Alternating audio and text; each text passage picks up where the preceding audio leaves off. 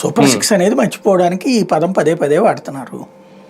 Super సిక్స్లో ఉన్నటువంటి ప్రతి ఇంటికి డబ్బులు, అది ప్రభుత్వం ఇవ్వడం మానేసి జనాలు ఎవరైనా డబ్బులు ఉన్న వాళ్ళని మీరు ఇవ్వండి అని చెప్పి ప్రెషర్ చేస్తారనమాట. అంతే. ఇప్పుడు వ్యాపారస్తులు, పారిశ్రామికవేత్తలు వీళ్ళందరినీ మీరు ఇది చెయ్యండి అని ప్రెషర్ చేస్తారు. ఇదివరకు జన్మభూమిల పేరుతో నడిచేది. అప్పుడు ఎవరైనా ఉదారంగా విరాళాలు ఇచ్చేవాళ్ళని చూసేవాళ్ళు. అవును.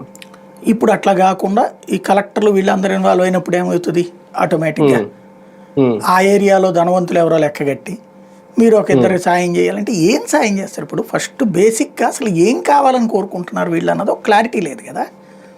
వాళ్ళు ధనవంతులు అయిపోవాలంటే ఎట్లాగా? ఇప్పుడు ఫర్ ఎగ్జాంపుల్ ఒక రైతు కూలీ పని చేస్తున్నది, వాళ్ళు అర్జెంటుగా ధనవంతులు ఎట్ట అవుతారు? వాళ్ళకి ఒక 2 ఎకరాలు పొలం కొని పెడితే ధనవంతులు అవుతారు. కొని పెడుతుందా? ఎవరన్నా కొని పెడతారు అట్లాగా? లేదా వాళ్ళకి పని ఇవ్వడం. ఆల్రెడీ అది ధనవంతుడు ఎందుకు చేస్తాడు పని? ఆ స్థలం యజమాని ఇస్తాడు, పొలం యజమాని. దానికి మధ్యలో ప్రభుత్వానికి ఏం సంబంధం? పని చేయడానికి వీళ్ళు వెళ్తే అసలు గొడవే ఉంది. పని చేయడానికి పంపించేటట్టయితే కానీ ప్రభుత్వం ఏం చేస్తుంది? అందులో మార్గదర్శి ఎందుకు, బంగారు కుటుంబం ఎందుకు? ఇప్పుడు చదువుకోవడానికి గవర్నమెంట్ స్కూల్ ఉంది కదా ఇప్పుడు. లేదా నువ్వే తల్లికి వందనం ఇస్తానంటున్నావు కదా, ఇంకా వాళ్ళకి చదివించడానికి నీకేం బాధ? ఆల్రెడీ జరిగిపోతుంది కదా. తర్వాత విద్యా దీవెన కిందనో లేకపోతే ఏదో ఫీజు రియంబర్స్మెంట్ ఇస్తానంటున్నావు కదా నువ్వు. డిగ్రీలో ఇంటర్మీడియట్ చదువుకోవడానికి ఇబ్బంది అనుకుంటా.